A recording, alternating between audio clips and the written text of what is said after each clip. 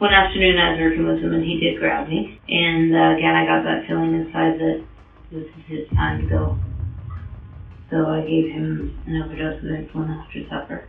And I believe he died the next day. Usually they'd get very diaphoretic, red. They could lose consciousness, they'd shake. I honestly believed at the time that God wanted me to do it. On September 16, 2016, Elizabeth Wettlaufer's therapist hears the most terrifying secret a patient has ever told him. 57-year-old nurse Elizabeth Wettlaufer revealed something which broke the clause of confidentiality and had to be revealed to the police. And when the police hear it, an immediate arrest is made on the innocent-looking monster. Turns out Elizabeth had been on a killing spree for a decade, and no one found out until now. She killed elderly people in nursing homes, and her weapon was insulin. But since she revealed her gruesome crimes, Canada had to make amends in their law to never let such monsters slip away again. I'm just going to go through for everything in this room is audio and video recorded first off. You okay with that? Oh, yes. Okay. Again, my name is Nathan Hergott with the Woodstock Police Service. I currently work in our crime unit. Okay. And so just to make it clear for whoever might watch this in the future, we didn't force you to come with us. We didn't, shove you in the car and off we went kind of thing. You did it on your own free will and you accepted it on your own decision making. Is that correct? Yep. I had a nap and you even let me try to give money to the homeless people. So. There you go. I remember all of that. So whether it's now, 5 minutes from now, an hour from now, or 3 days from now, whatever the case may be, we're not going to be asking questions for 3 days, are we? I hope not. I hope not. If anyone's persuaded you or tried to push you into making a statement, whatever they said, I don't want that to influence you in any way. Okay? No, what I'm about to say, I'm giving up my own free will. Okay. All right. Okay, you're not under arrest. The door is unlocked. Okay? I'm not impeding your way to the door. If you want to leave at any time, if you want to stop talking to me at any time, you just let me know. And we'll just carry on from there. Detective Hookup has managed to instantly create great rapport with Elizabeth. You'll see that this interrogation is politer than usual. This is because it's a Canadian case. Canadian law enforcement tends more solicitous of individuals, whereas interrogations in America tend to be more aggressive and confrontational. Another reason for Detective Hookup's friendliness is that Elizabeth has been diagnosed with borderline personality disorder. Cases in which the suspect is suffering from mental disorders are to be handled with utmost care, as the person can get triggered at any point and stop cooperating. Assuring her with things like she can walk out at any time and walk around comfortably will go a long way. The reason why we're here today is because we've received some information back at the end of last week with regards to some information that was provided to the Toronto Police Service, which has led us into quite a bit of work and leads us here today to speak to you with regards to kind of how this all started and follow up. But before we get into that, I just want to kind of get an idea of your career and where you've been in your career and kind of how you got into things. And registered nurse. I started from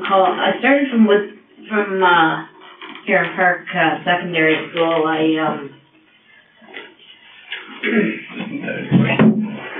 I graduated grade 13, went for a year of journalism school. Okay. And then went to Bible College, London Baptist Bible College in London. Graduated with a degree in counseling, with a bachelor's degree in counseling. Though in terms of talking and temperament, Elizabeth shows no sign of nervousness, her body language says otherwise. Throughout the interrogation, she will keep getting up and walking in the room. This is what is called psychomotor agitation. It is characterized by increased activity, motor restlessness, and irritability. The interrogation had just begun. There's no reason for her to feel uneasy and move about. Detective lets it happen because his main focus is to get an idea of her career, to see all the things she had access to.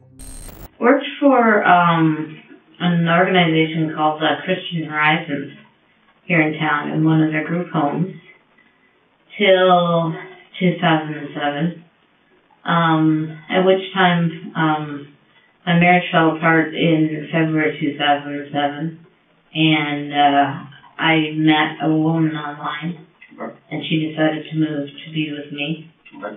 So I ended up quitting the job I was at and going to Caress and Care to make a little bit more money, because I was the only bread earner. Mm-hmm. So I started working at Crescent Care, I believe it was June 2007. Okay. And how long did you work there for? Until 2014. Don't be fooled by the simple appearance of Elizabeth, because she's no less deserving of the title serial killer than her male counterparts. In this interrogation, we'll point out to you some common traits of serial killers and how those affect them and lead to morbid obsessions.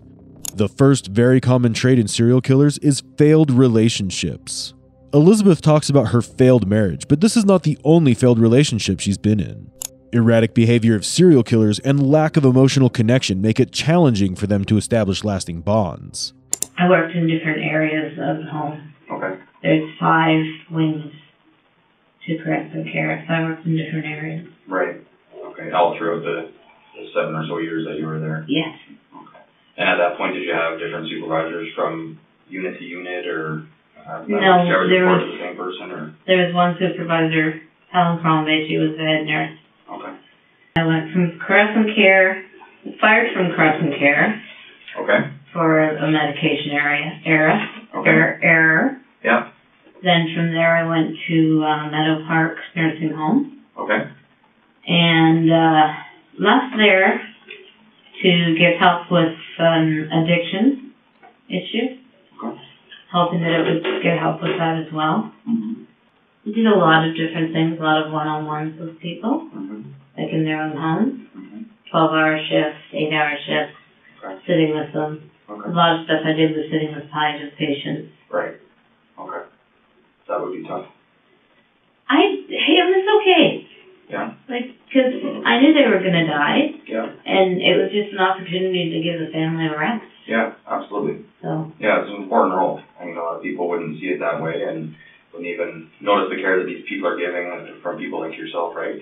So to give the families a bit of a break and to take that role is important, which a lot of people don't see, right? Because when someone's dying in the house, families don't want everyone to be asleep at once, right? And that can be very hard if you're not able to do that. That's right. But if you have a nurse there who says, no, it's okay, I've got this, I know the medications they get, it's going to be all right, then... Everyone kind of rest easy.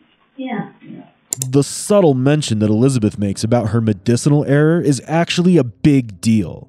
She's referring to the time when she was finally caught switching medications of one patient and fired from the Crescent Care Center. This is what brought her killing spree at that particular care center to an end. However, she continued to kill at other places. It's baffling to see Elizabeth go on and on about how she wanted to help family members when all she did was cause pain to so many.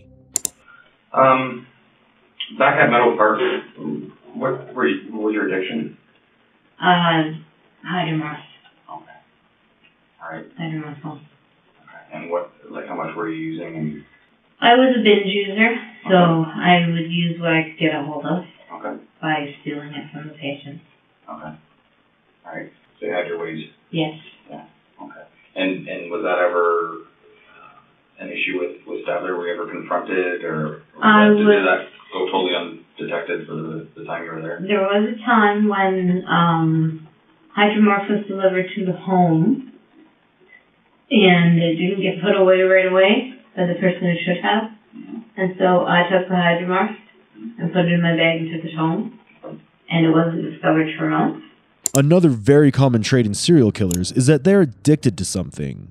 For many serial killers, the fix has been sourced from alcohol or drugs. Elizabeth is no exception to this. Not only is the use of drugs common in serial killers, but it's also what contributes to their loss of impulse control. When under the influence of a drug, humans tend to ignore their logical thinking and do things that they would have not done sober. The will to kill in serial killers is always present. However, drugs give them the courage to do it without any hesitations whatsoever. In many cases, they start to associate drugs and killing together and somewhat feel addicted to the feeling. In Elizabeth's case, the feeling of killing a patient was euphoric, something that she would later term in the interrogation as the red surge.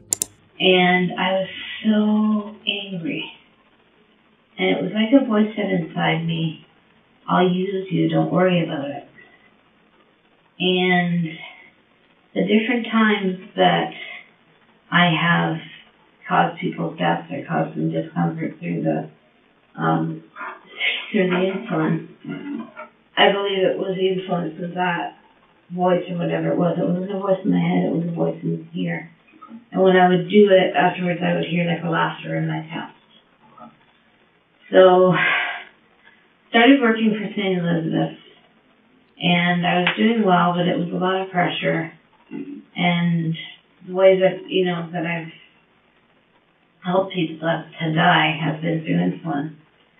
And after my 30-day evaluation, my supervisor came to me and said, I'm really sorry. We wanted you for Woodstock, but we have so many kids through schools in Ingersoll that need help with their insulin pumps that you're going to start working in Ingersoll. Okay. And I panicked. I didn't want to do that. Because I felt, what if? Those are kids. So I think it was about a week after that I quit. Yeah. And then I packed my stuff in the car, and I drove 2 days into Quebec, thinking I would just start a runaway sort of thing. And then I thought, no, that's just stupid. So I came back, and I was going to tell my parents what was going on, but they had visitors from Scotland. So I didn't tell them. I just, spent 2 weeks pretending to go to work. Okay. While the visitors from Scotland were here. Right. It's funny, but it's not funny. And then, once they left, I decided I didn't want to nurse anymore. I didn't want to hurt anybody anymore. So I also quit my other job. And then I decided, whatever Friday that was, that, I did a lot of looking into how I could get help. Because I realized I needed help with whatever this was. Right. Because part of me had started to believe that it was the devil. And part of me thought it might be God with a purpose through my life. And I know the doctor asked me those questions, but I didn't answer them because I was so ashamed. Elizabeth shows another trait of a serial killer. She's a highly narcissistic individual. She views herself as the morally superior person who helped the people she killed. God is just her justification. Many people who can't hold responsibility for their own actions revert to using God's name for it. But I just, I didn't want this to keep going on. So I quit both jobs. Looked into where I could get help. Dr. Fernando is my psychiatrist. And he's not a very nice man. So I went on an online support group and was talking to people on there, and they were saying, get some help. So then I started researching some psych wards and stuff, and I saw CAMH, and they are the only mental health facility in Ontario that has an emergency department. Okay. So I made a decision, and I went there one Friday morning. I took the train, and off I went. And before I went, I told 3 people what was going on. My friend from AA, and my friend, I told them what was going on. They said, yes, go and get help. And my friend drove me to the train station. And when you say you told them what was going on, did you get into details of why you were going to seek help? Or? I told them that I had been killing people using an insulin drug. And they all said, yes, you better go get help. So off I went. And Beth, to be honest with you, I admire the way that you're conducting yourself and telling us and having this conversation with me. I thank you for that. And I'm not here to judge in any way. I know. So I don't want you to know that. And I'm not a doctor. I know you spent a lot of time at CAMH the last 3 weeks, right? Yes. And I'm far from a doctor, but I do appreciate you telling me the truth and telling me the way that these things happened and played out. Yeah. And I admire you for that. And it's, it's been a while because I've been stewing about, do I give the names of the people that I killed? Right. Because then here's 8 families that thought that their family member died peacefully and normally, and they didn't. And what's that going to do to those families? Right. And even up to going to the hospital, I decided I was just going to give the first names. And my cousin said, listen, they know what years you work there. If you don't tell them the exact names, they're going to go in there and go over every single file. And that's going to be even worse for the families there. Right. So that she was the one to give me that advice, to give the names. And as far as you know, have these people reached out to any of the police agencies where they may reside to notify that you told them this? Or no. Did you tell them in kind of confidence? I told them in confidence, and they said they promised me they wouldn't tell anyone. Okay. But basically the impliance was if I didn't get help, then they'd be on the phone the next day. Okay, I gotcha. So did you tell them basically then on I told them Thursday? I told them the night before I went. Okay, so Thursday night? Yeah. And you took off Friday morning? Yeah. Okay. So that's basically what they said was, you know, if you haven't gotten help Friday, then we're calling the police. We love you, but we're calling the police. They just probably felt that they had an obligation, right? Yeah. Yeah. What Elizabeth says is not necessarily what she means. She says she's sharing the name of the victims out of the goodness of her heart and because she feels bad. But in reality, she has a total lack of empathy. Elizabeth understands that she needs to act remorseful if she wants a favorable court hearing. In her case, she admits to her crimes and acts cooperative. She does not face conviction, rather, she fears being looked at like the evil person she is. It's shameful to think that even though she'd confessed to her wrongdoings, no one took responsibility for turning her to the police. If any one of them had done their part, Elizabeth would have never been able to cause so much pain to begin with. Now they can be charged for purposefully withholding information or participants to the crime. So before we get into this, I know that there's a statement which we have and that I've watched where you attended the police station in Toronto at 52 Division. Is that correct? Yes, that's correct. And I honestly, I think it was Detective Hamilton, and I honestly can't remember the other detective's name. I know it started with an A. And you met with them for, I was going to say about an hour and a half. That was nuts. Yeah. And at that point, you had in your possession a photocopy of this document, right? Okay. And you went through and you read it out. Yes. Okay. And then following that, they started with the first name on the list, and they wanted to just try and get a little bit more detail of the involvement in each circumstance, in each death, right? Okay. That's what I'd like to do today and just get some more detail. Okay. Okay. So. It's a long list. It is. It is, but I think that you and I think we can get through it together. Yeah, I'm sure we can. As long as you're patient with me. I've got all the time in the world. I'm not going anywhere. So, how about we just do this together? I'll just bring this over here. Is that okay? Sure. Okay. So I'm not going to have you read through this entire document because you already did that, right? I have written it. I have read it. I have, lived it. So. Yeah, absolutely. So, Mr. Silcox. Yes. Okay, September of 2007. Yeah. Okay. He's the first one that died as a result of what it is. Okay. And before you get into that, you have signed some kind of page numbers, all that kind of stuff on each of these documents. So we'll just go in order of how you've written it, okay? And I know that the detectives in Toronto kind of had this in their possession and just kind of got you to recall some things. Yeah. I'm just going to keep it here because, you've already written this out. So what's on here is we already know that. I just have some follow-up questions just with regards to each circumstance. So Mr. Silcox, it says here you were working a double shift from 3 till 7, right? 3 p.m. to 7 a.m. Right. Okay. And this was at Crescent Care? Yes. Okay, in Woodstock? Yes. Okay. And tell me about your knowledge of James and your daily interactions during a shift with him. I didn't see him every time. He wasn't always my patient.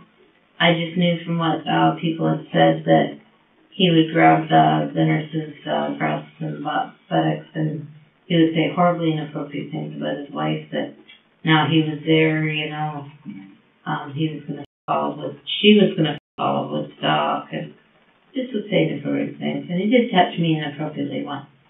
And where was that? On your body. On your breast? Okay. And were you alone in the room at that point? Yes. Okay. Did he have a roommate at all? Did James have a roommate? He must have. He wasn't in a single room. So he was either in a double room or a quadruple room. Okay. Would you remember any other residents that would be roomed with him at that time? Or? No. Okay. No. That's okay. What portion of the home was James in at this point? He was in there's an east wing, south wing, north wing. He was in the north wing, was halfway down, and he was either in a double bed or a quadruple bed. Okay. Okay. And the diagnosis of his health at the time you were caring for him, you remember? He was post-hip surgery and he had dementia.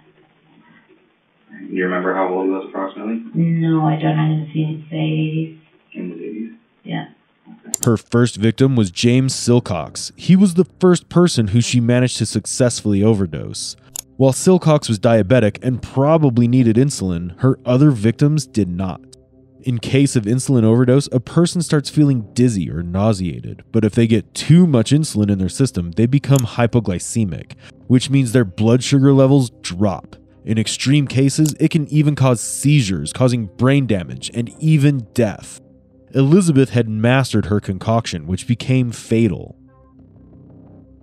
You'll also notice, no matter how much she tries to conceal her true intentions, the first thing that comes out of her mouth for him are faults in James' character. This is a common occurring theme when Elizabeth talks about her victims, and once we establish a pattern, we'll explain the reason behind this. And, sorry, he was not a diabetic? Not a diabetic. And, sorry, you said he had dementia? Yes. Okay, which you've also noted here as well, right? Yes. Okay. So tell me about the night. Was this the first person that you did this to? That I tried. Well, there were other people that I'd done it to who didn't die. Prior to James? Prior to James. Okay. So was this your first attempt at overdosing these people on insulin? Yes, Pazola was. Pazola. And I didn't really want her to die. I don't know, I was just angry and had this sense inside me that she may be a person that God wanted back with him. And is that feeling you're referring to that you had in your stomach at times? Yeah. Okay. Is that the point, and I hate to get off topic here, but the point where you had these feelings in your stomach and almost that laughter after it happened? Yeah. Is that the part that you didn't tell Dr. Khan? Yeah. Okay.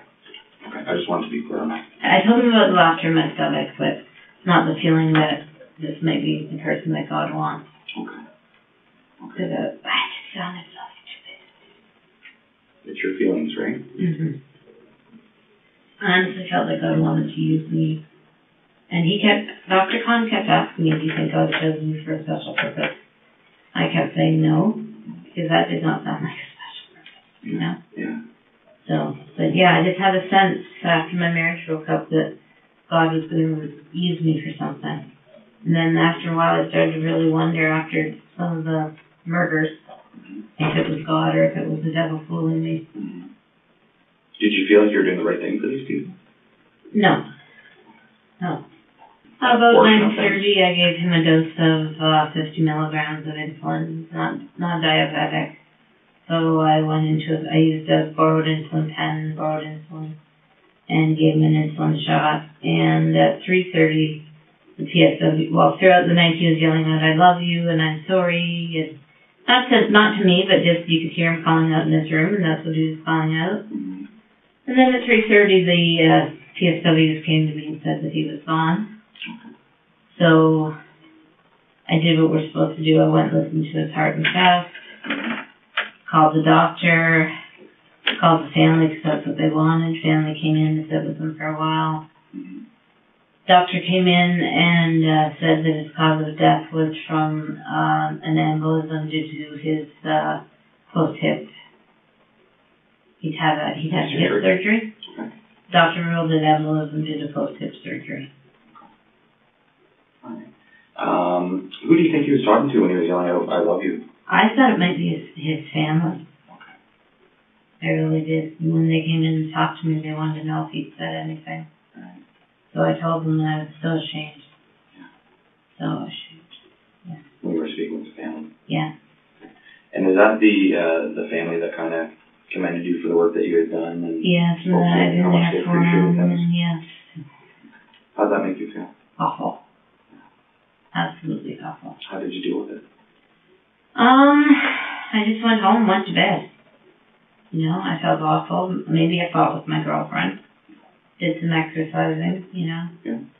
Played some games on the computer and just tried to forget about it. Did you have a problem sleeping that night at all, or anything like that, or did you? Well, I was working nights, so I was. During the day then. I would say I tossed and turned a bit. Yeah. Felt pretty bad. And I didn't want to see the family again.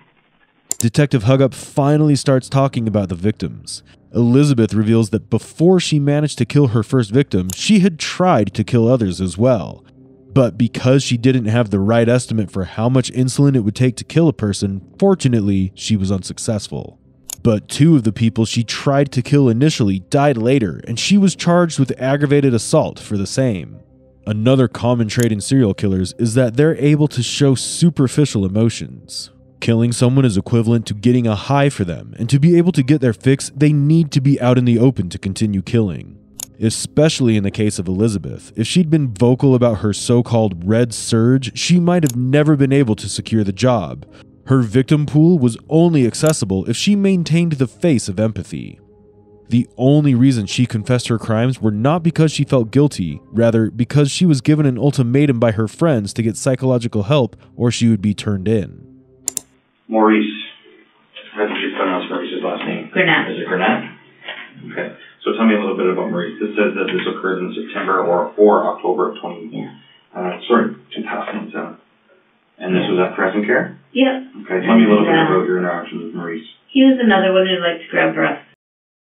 Okay. He was sometimes a patient of mine. See, at that time, I didn't have a set floor that I worked on. I worked on all the different floors as a nurse, kind of filling in. Okay. So,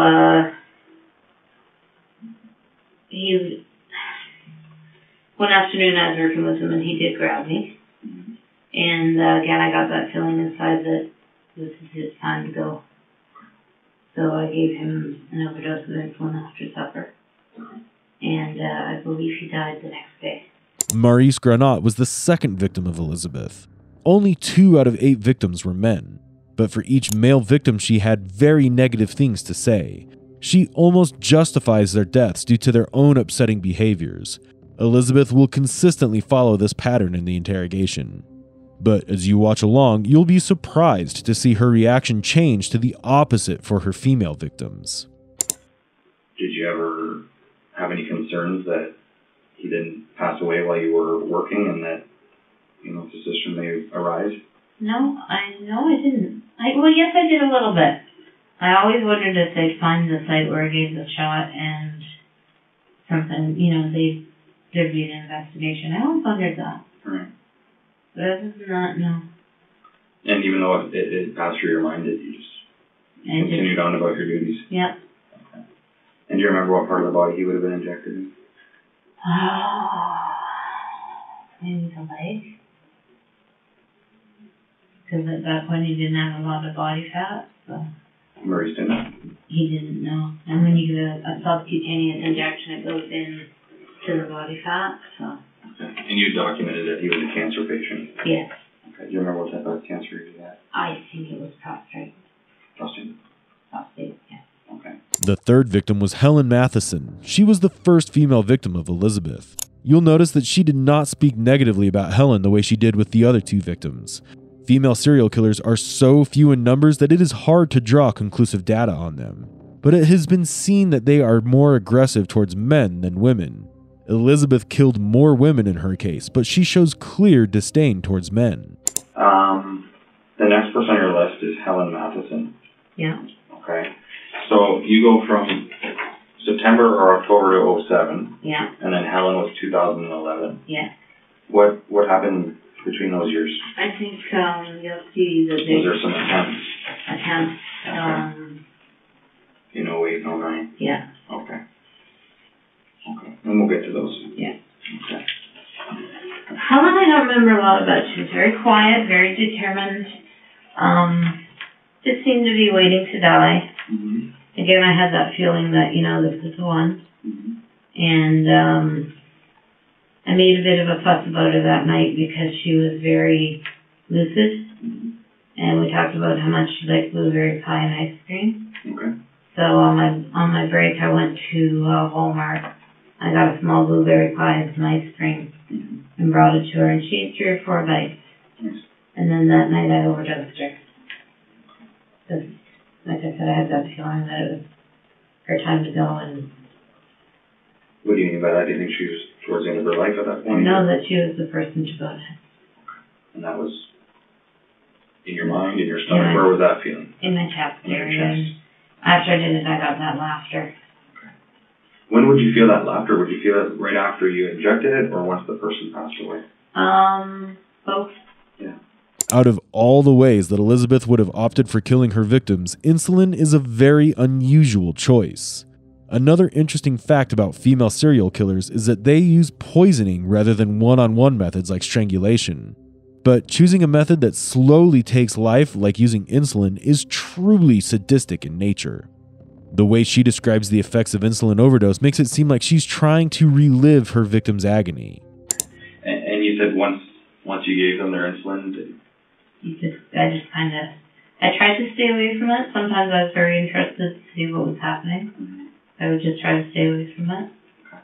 Would you ever go back into their rooms while they were still alive to see kind of how they were progressing through the? If they were my charge, yes, I had to. Okay. Even though you had attempted to take their lives. Yeah. Okay. And you would. What kind of symptoms would they show? Is it different for everyone? Or? Well, usually they get very diaphoretic, red. They could lose consciousness. They'd shake. Some people, one person had a seizure. I think it was just one person. 2 people stroked right out. Elizabeth does not make a hostile remark towards her 4th victim, Mary Zurowinski, either.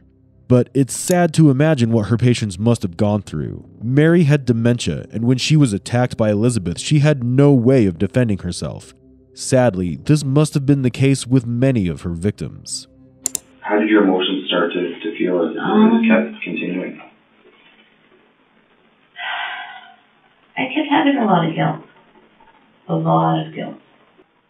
Mary, well, as you'll see, after Mary was Gladys, and after Gladys there was a period of 2 years where I didn't do it. 3 years where I didn't do it. What was going on in your life at that point? I was trying very, very hard to get close to God, to make sure that this wasn't Him, and to just live my life, read the Bible, go to church, and not do that because I didn't want to do it anymore. By now, you must have observed that Elizabeth seems to have a religious side to her. But this is not merely an excuse for her misdeeds. Rather, religion was an integral part of her upbringing, and some aspects of her childhood religious upbringing influenced her criminal life. Her father, Doug Parker, was a pastor. The concept of right and wrong is so deep embellished in her that her inner thoughts and her actual deeds caused serious maladjustments because of her upbringing. And she still uses the name of God to justify her actions. One of the reasons why she chose the elderly under her care may also have been because she thought she was putting them out of their misery. So Gladys, let's take this to November of 2011 at Crescent Care. It says here Gladys was a type 2 diabetic and had dementia. Severe dementia. Did she? Yeah. How old do you think Gladys was? 92. 92? Okay. And where was Gladys within Crescent Care? East Wing, 3 doors down from the main desk, in a double room. Okay. Do you remember her roommates at all? No. No. And obviously these are repetitive questions, and you might remember some of the roommates throughout as we go along here, so that's why I just keep asking the same questions. Tell me a little bit about Gladys. What was she like when you cared for her? Well, when I first started caring for her, she was walking and talking, and she had quite the spirit. She once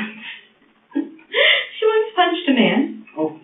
Because she overheard the nurses telling one of the gentlemen, "No, you can't push your wife around, you have to come with us." And she turned around and she said, "You can't treat a woman like that." Boom! And hit the man. And hit the man. So then we're all in a state of trying to keep them from fighting with each other, trying to keep them from hurting us. So, Right. yeah, she was very spunky. But she went downhill fast. Did she? Eventually, she had dementia, didn't take her pills well, didn't eat well, very stubborn woman. And as always, one evening I just got that red surging feeling that she was going to be the one. And gave her insulin overdose. Did you ever get that feeling outside of work? No, never. No? Did you ever get that feeling going to work, knowing that something was going to happen that shift? No, it always happened at work. So, if I were to use the phrase spur of the moment, would it be something that you would just have that feeling come on? Or yeah, I guess you could say spur of the moment, but it usually start happening, focused on one patient, and then I would feel that red surging, which is what made me think it was God. Which I'm so embarrassed. Like I said, I'm not here to judge you.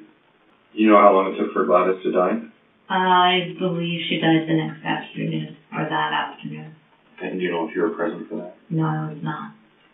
So therefore wouldn't have been a part of the process of the pronouncing and checking the boxes? No. When Um, someone's dying, it seems like it takes longer than it does. If you're around, if you know what I mean. I do. Yeah.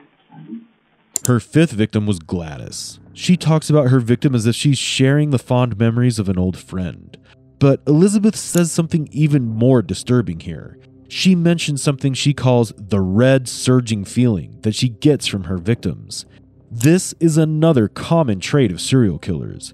They get a euphoric feeling from killing their victims. Guilt is merely a cover-up, but what they experience is a disturbing yet addictive feeling, which makes them return to the same victim pool.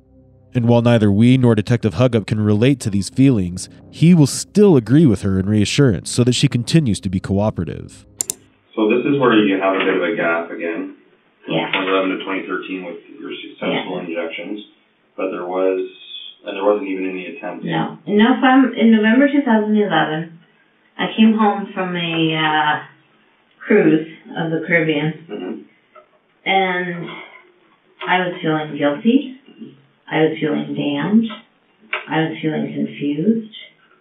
I was feeling like I just didn't want to do it anymore. I was feeling like if I could somehow connect with God strongly enough that I wouldn't do it anymore. And so I spent a lot of time reading my Bible and praying and deciding I just wasn't going to do it anymore. So I had the odd urge to do it, but I resisted by going to church, reading my Bible, praying, and telling God I didn't believe him that he wanted me to do it anymore. What church were you going to that one? Who's that? Oh, okay. Yep. Yeah.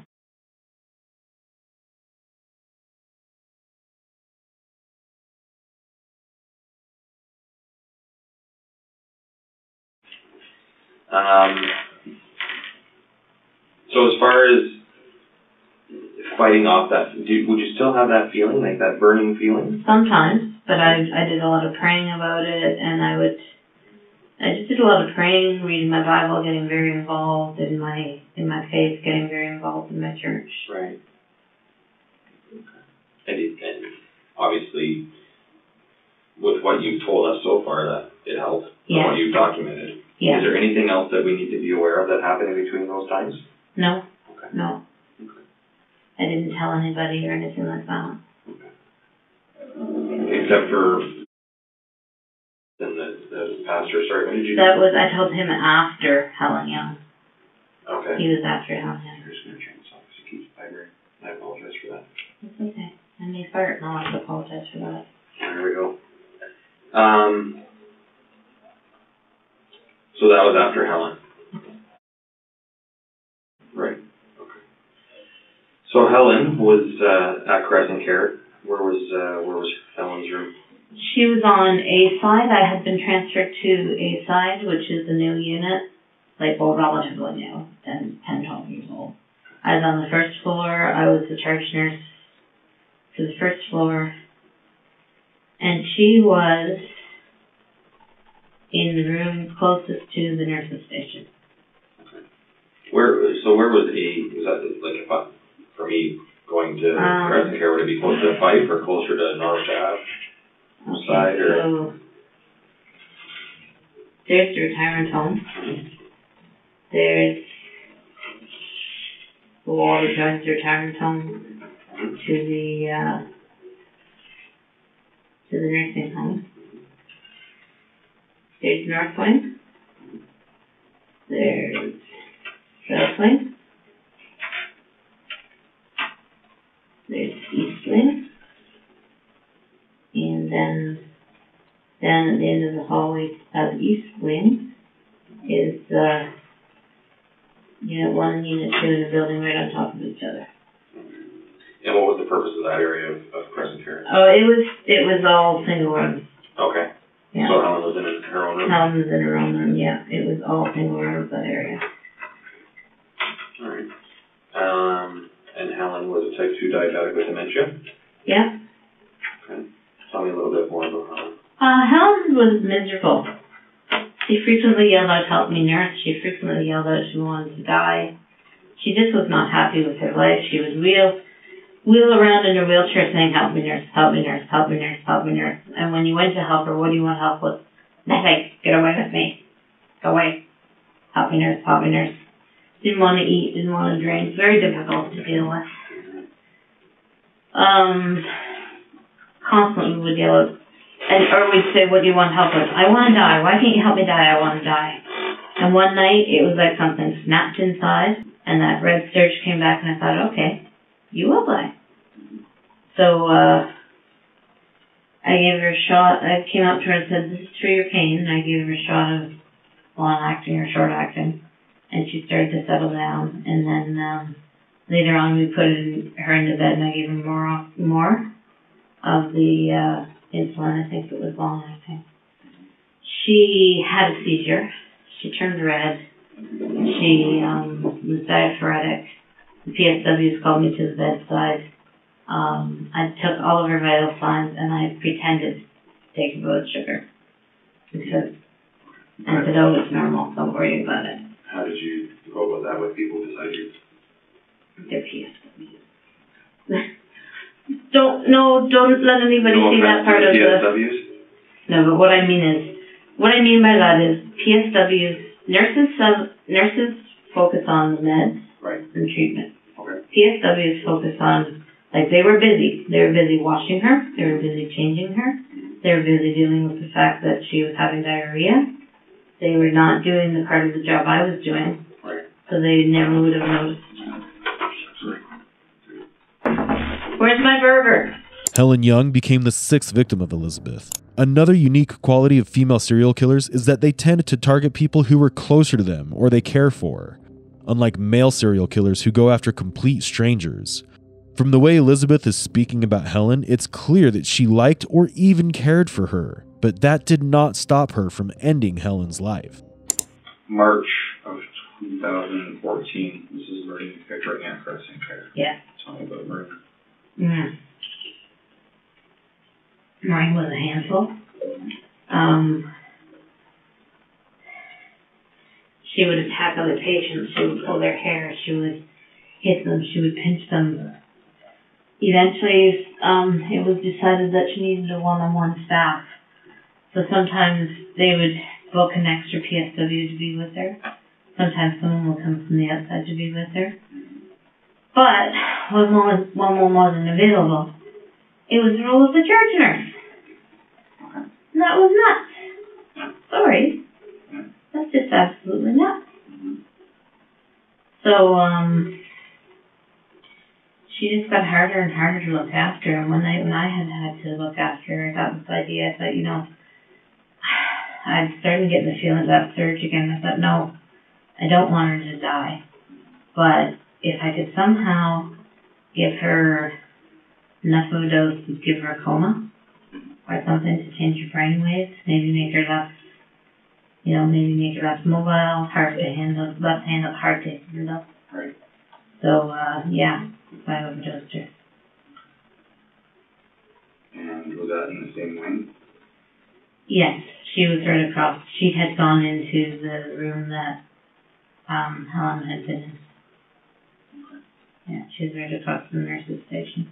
Maureen Pickering was Elizabeth's 7th victim and her last victim in Crescent care. After this, she was fired for the medication error that she had mentioned earlier. If the hospital authorities had been careful and acted on the same much before, then many casualties could have been avoided. After this, Elizabeth moved on to Meadow Park. This was another big fault by the authorities because she could never have been appointed to begin with. This oversight will cost another victim's life.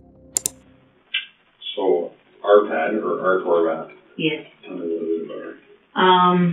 He was mean. He would grab the nurses and the PSWs whenever they were trying to do things for him. He would grab them, he would twist their arms, he would punch them. Very difficult to do care for. And one night I just got that surgery and I thought that you need to go. Had he done something that night? No, not really, just been his normal self. And he fought the first needle. And then the second needle I got in. And I forgot something about Maureen. I had given her a dose of whatever we dosed her with to calm her down before I ever gave her the insulin. So Art I gave a large amount of short-acting, a large amount of long-acting in between each other. And then when I left for the night, he was still okay. When I came back the next day and worked, they said that he had had a stroke, severe stroke, and gone to the hospital. And the nurse that I talked to who'd been on the night before, she said, "Do you know how low his blood sugar was?" And I said, "How low?" And she said, "Oh, like 1 point something." And then she said, "But you know what? I went home and I did some research, and sometimes having a bad stroke can make your blood sugar go low." Really? Yeah, that's what she said to me. That was odd, too? Yeah, that was odd. But yeah, so he lived for a couple of days and then he passed. The 8th and final victim was Arpad Horvath. And remaining consistent with her pattern, she speaks ill of another male victim. It's possible that the men may have been a target because of their behavior towards Elizabeth or other female employees, but there's no evidence of that, and Elizabeth by herself is not the most reliable person. This document you prepared, Beth, and I know that you had stated the reason why, I guess we call it the breaking point of why you stopped. Yeah. Was the possibility that you were going to have to be dealing with kids. Yes, that's right. Is there anything worse than taking someone else's life? Yes. Child molestation. Absolutely. Did you feel that you might harm the children and yourself if you were to work with them? I was afraid that I might get that feeling of wanting to give them insulin overdoses, especially since they were diabetic. And I panicked. There was no way. I was absolutely not open to that. Elizabeth says that the reason she stopped killing was because she was placed to take care of children instead of elders. But in reality, the reason she stopped was because it is harder to get away with murdering a child. In a care home, seniors are often overlooked, and the cause of death can be claimed as natural. Elizabeth would not have had the same luxury with children. She thinks she's at a moral high ground because she killed elderly people instead of children. Is there anyone else within your career path that isn't listed on these 4 documents, or these 4 pieces of paper, that you'd be responsible for their deaths? No, absolutely not. And if we were to tell you that we've come across some fairly significant or suspicious deaths at other nursing homes. Where it's in? Right. What would you say to that? I'd say it wasn't me. So there's no one else involved? No. That was fell victim to your actions? No. What's your tattoo mean? Hopes and dreams? Does that mean blue? That I have hopes for the future and dreams of the future. Yeah. What are your hopes of the future now, after speaking over the last few hours? That somehow, some way I can help somebody. There's got to be somebody wherever I go, jail, penitentiary. There's got to be somebody I can help. Maybe somebody who can't read. Maybe somebody who can't write. Maybe somebody who's done worse than me and feels like it'll never be forgiven. Maybe somebody who's done less than me and feels like it'll never be forgiven. There's got to be something that can come from this. Maybe somebody can study me and come up with answers and new medications so this doesn't happen again. That's my hopes and dreams now. This is probably the most ironic moment in the whole interrogation. Elizabeth is truly stubborn in believing that she has somehow helped her victims. Detective Hugup is as stunned as us on hearing the meaning of Elizabeth's tattoo. We're going to wrap things up, but here's what's going to happen. Okay? And part of this is going to be up to you. What are your plans going forward from here? Going forward from here? I want to go home. Okay. I want to have a good night's sleep. Okay. I want to spend Thanksgiving weekend with my family. Okay. And I want to be available to the police at any time they need me. Okay. And if I have to come back for trial, I have to come back for trial. I have no plans of leaving. I can surrender my car if you want me to. Are you close with your parents? Like, what kind of relationship do you have with them? Very, very close. I have to tell them tonight what's happened. With mom and dad? Yes, they know that. They know that I've been in the hospital, but I just told them it was for treatment. But yeah, my plan tonight is to go and talk to them one-on-one, like face-to-face, and tell them. What do you think their reaction is going to be? They're going to be devastated. What do you think? I'm gonna plan on staying the night there, so they have access to me. Okay. What type of support do you think you're going to get from there? Eventually, all the support I need. Okay. I also plan to go to my AA groups. I had planned on doing 90 meetings in 90 days, and just keep up with. Like I plan to.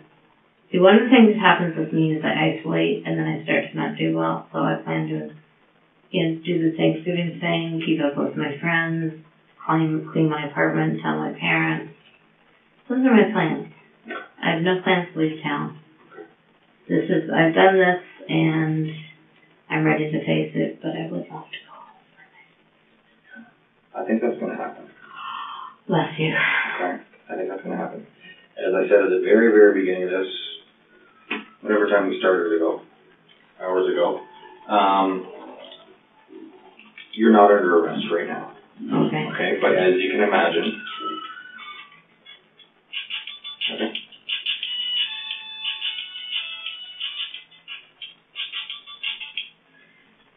Call you back in 30 minutes. That was my cousin. Gotcha. Okay. As I said at the beginning, you're not under arrest. Okay. But as you can imagine, an investigation like this is something that we've never dealt with. It's something that doesn't happen very often. It's something that you rarely hear about. Right. Okay? I don't know of many, but you're not the first person to do this. Right. Okay? Having said that, we have a responsibility to protect the public. Right. Right? You know where I'm coming from when I say that? Yes, absolutely. Absolutely. Okay? You've done some things to some innocent people. Absolutely. Some pretty, what people are going to, things. People are going to have opinions of you, and people are going to, right, exactly. Having said that, there's something in the Criminal Code of Canada, and this is usually results in someone being charged with a criminal offense and being placed on such a thing called an 810 peace bond. Okay? And basically what an 810 peace bond is kind of a promise given by your word given to us, and it's a court document that's issued by a judge that puts you on certain conditions, limiting you from doing certain things, having certain things in your possession, attending certain locations, and if you were to breach those conditions, right, then you would be arrested and further charged with breaching this, what's called an 810 peace bond. Okay. So basically, you've heard of a restraining order? Yes. It's similar to that. Okay. Okay? A lot of people call them restraining orders, but it's actually in Canada called an 810 peace bond. Okay. And again, it just limits you from doing certain things, attending certain locations. It could be things like still getting help for your mental health, your substance abuse, surrendering your passport. I have no passport. Not practicing as an RN. Yeah. not attending nursing homes, things like that. Yeah, okay. If that were an option, which, like I said, usually that occurs with people that are charged people or convicted of certain offenses. Right. That's part of their punishment sometimes. Okay. Would you be willing to enter into an 810 bond prior to being criminally charged? Absolutely. Okay. And do you understand what I mean by the 810 bond? Yes. Okay. Yes. It means I have to do it, or I come back and I'm in jail until everything else happens. Okay. I don't know what would happen if you were to breach it as far as jail and the consequences. Yeah. The only thing that I want to make sure that it's clear to you and that make sure that I'm getting my point across is that it's basically a document that you're going to swear, sign, and agree not to do certain things, not to have certain things in your possession. And right. I'm not saying that's going to happen right now. Okay. Because it has to go in front of a judge. Oh, okay. Okay, so it's just an option that we're looking at because, as I said, we have the responsibility to protect the public. Yes, Okay, absolutely. that's why I want to know what your plans are. Yes. I want to know that you're going to go home and be supported by your family. Yes. I want to know that you're Cell phone will be charged at all times. Always on my body if you need me. Okay. I will be here, and if you need me to come here, I'll be here. If you need me to wait for you to come and get me, I'll do it. I'm totally committed. Okay. All right. I think we have do we have your cell phone number? Home phone number is parents' phone number. Don't worry about that. I'll get that I'll get your parents when we go. Okay. Okay. You understand what we just talked about? Oh yeah, absolutely. Because it's a very unique situation, right? Yes. Where I'm so thankful. you confess to certain things. Yes. And we have quite a bit of legwork, as you can imagine, yes. to piece this investigation together and see where we go from here. Okay. There's a lot of people that will consult in it and determine the final answer of what your fate is. Okay. Okay? All right. But I know that you're aware of the extent of what you've done. Yes. I know that you've verbalized and spoke about how you feel, and that obviously you can't take it back, but... You know. I'm relieved that I've confessed it. I feel sorry for the people that are now going to find out. Sorry doesn't say it. Yeah. They should do that as a word bigger than sorry. Yeah. Like Diana sorry or something. Yeah, something along those lines. Yeah. I really have to pee. I'm sorry. No problem. Canadian law enforcement is probably one of the most humanitarian and considerate law enforcement agencies in the world. While most countries focus on punishment, Canadian law enforcement has truly laid importance on rehabilitation and correctional behaviors. Detective Hugup asks Elizabeth questions about her plans after the interrogation so he can be assured that she is of sound mind and will not stir more trouble or harm any more people. After that, he'll allow her to go home for a few days before she's arrested. But the families of the victims are left with a gaping hole in their hearts, with no justice served to them. On June 1st, 2017, Elizabeth Wettlaufer pleaded guilty to all 14 charges against her. Because she pleaded guilty, there was no trial. The court held a sentencing hearing on June 26, 2017, giving victims and their loved ones the chance to read their impact statements in court. Most described grief, depression, and guilt. Justice Bruce Thomas sentenced Elizabeth to life in prison. Her sentences were to be served concurrently, meaning that she has no chance for parole for 25 years. Thomas could have sentenced her to 8 consecutive terms, totaling 200 years, but the justice said he recognized that the public would likely never have known about her crimes if she had not confessed. Elizabeth herself remained expressionless throughout. She was imprisoned in the Vanier Center for Women in Milton, Ontario. Though Wettlaufer will be eligible to apply for parole in 2041, Thomas noted in his judgment that she isn't likely to get it. While the law managed to be on the humanitarian side of the killer, this did not serve justice to the families of the victims. Elizabeth Wettlaufer's crimes were so unheard of that it led to changes in nursing regulations and practices. A public inquiry was launched to investigate how she was able to get away with her crimes for nearly a decade. The inquiry examined the systemic vulnerabilities in the long-term care system that allowed Wettlaufer to access lethal doses of insulin to kill her patients, steal opioids to feed her own addiction, and continue being employed despite numerous reported transgressions. The inquiry's final report made 91 recommendations, including increasing funding and staffing at nursing homes, limiting the use of temp agency nurses, and improving how medication is stored. The report also recommended changes to the way nurses are registered and disciplined, including mandatory reporting of medication errors and drug diversion, and more rigorous background checks for nurses. Additionally, Wettlaufer's case led to increased awareness of the importance of mental health support for healthcare workers and the need for better monitoring of medication use in long-term care facilities. This was the shocking case of Elizabeth Wettlaufer. Let us know more about the cases you want to hear next. Leave a suggestion in the comments, and for more such content, like, share, and subscribe to our channel.